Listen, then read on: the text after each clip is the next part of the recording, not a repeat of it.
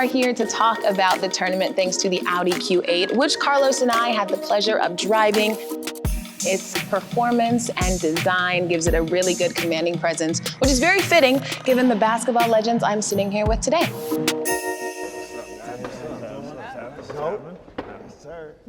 You guys feel old when this comes around?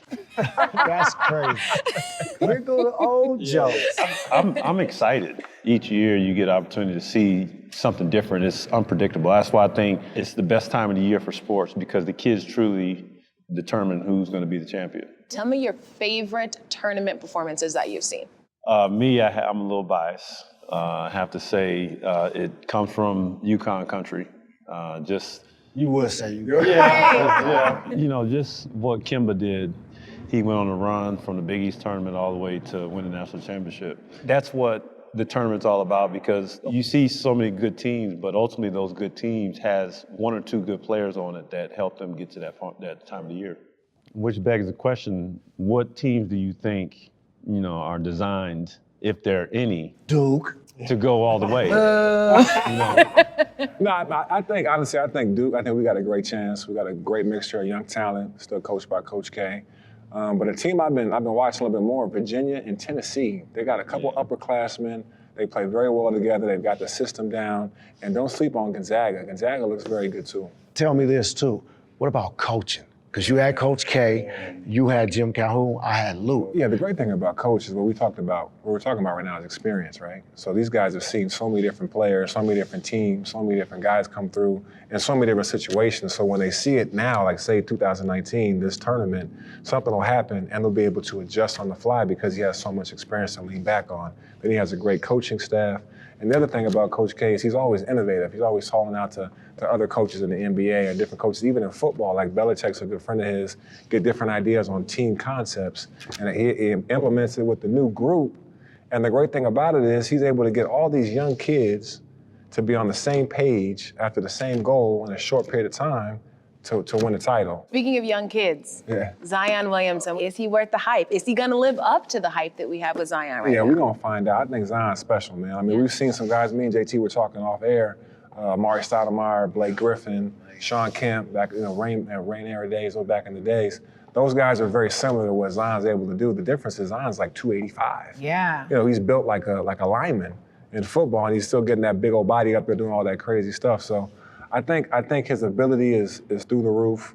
I think his talent level is very good. I think he's still learning how to play basketball, like to be smooth at it, but his athleticism, we haven't seen like that at that weight before. But have you guys ever seen someone else with that kind of commanding presence on the court at 18 years old? Well, he certainly has a big body, and you think about, if we came in, typically most of us at that age, we come into the league and we're very slim.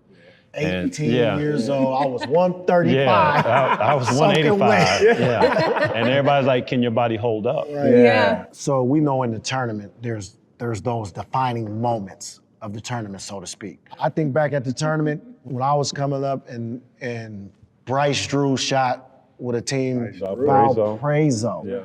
It's like, why are they even in the tournament? First of all, I never even heard about Prezo until we seen him hit that shot. Right. So those are the type of defining moments that the tournament is just, to me, that's what draws you to it. And this is how the tournament works. The teams that you walk in with this bravado and this arrogance that this team is the 9th seed, they don't stand a chance.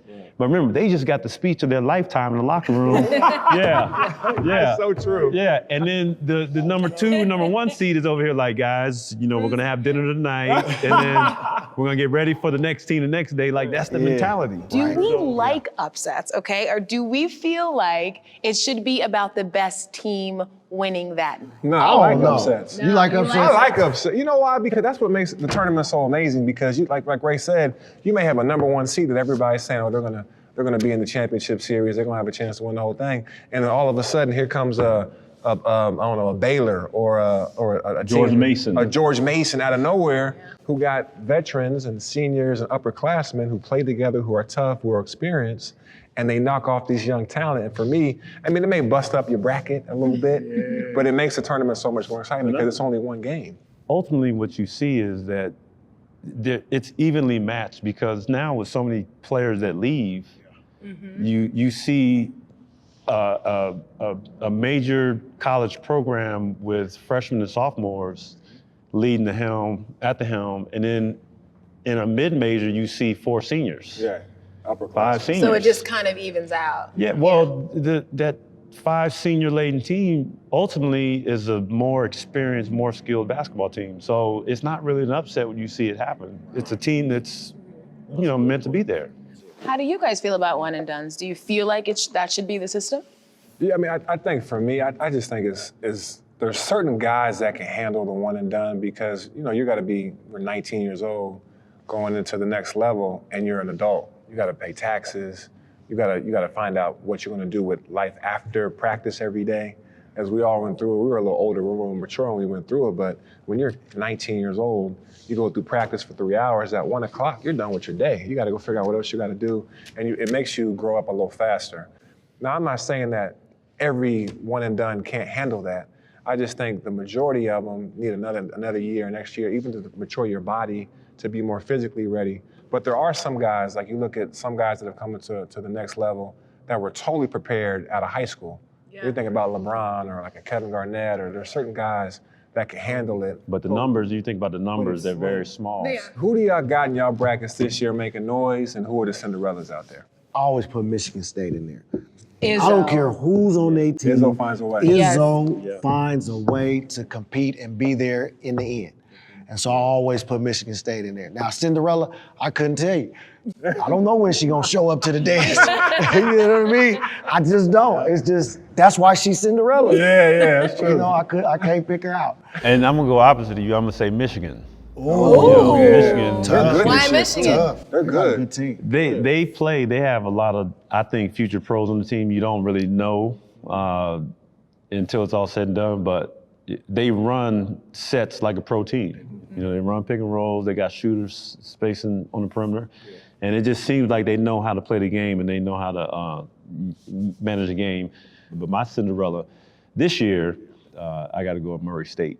That's that kid, right? State. That one kid that everybody's talking about? Yeah, his name is Ja Morant. Ja Morant. Morant. Yeah. Morant. Now, Cold. we talk about those players that carry teams in the tournament.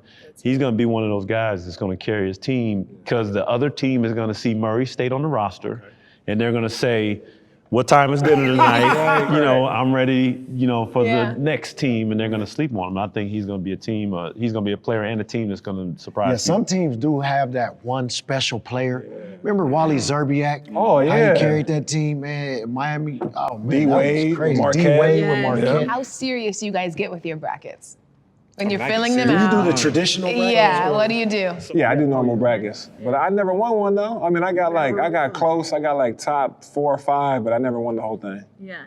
It used to always be the dude that don't even watch college basketball. And when like Dirk done won 3 out of the 8 years I played with him. I'm like, Dirk, you don't even watch college. And he always win though. What was Dirk's system? He just wrote in whatever? Yeah, he was like, hey, who you got over there? Oh, yeah. Oh, Kentucky recruited me, but I didn't go. But yeah, let me get them. It's like, man, you ain't watched no games. Okay, at the end, do we find the best team or do we find the best team that day? Because I think there's a difference. Yeah, it's a difference.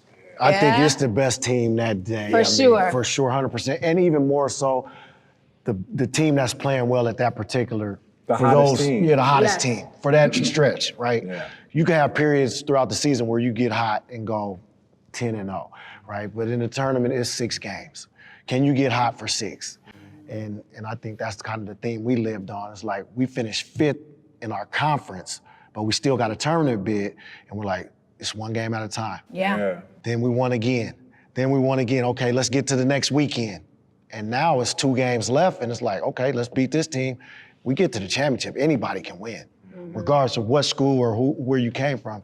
It's like you said, can you get hot at that particular time? I was thinking about that, and it poses a new question, is because the bracketing is so super important because that Selection Sunday, we're all sitting around trying to figure out. Nervous, wondering where you're going to end up. Where are we going? Yeah. Where we going? But the coaches are always mad.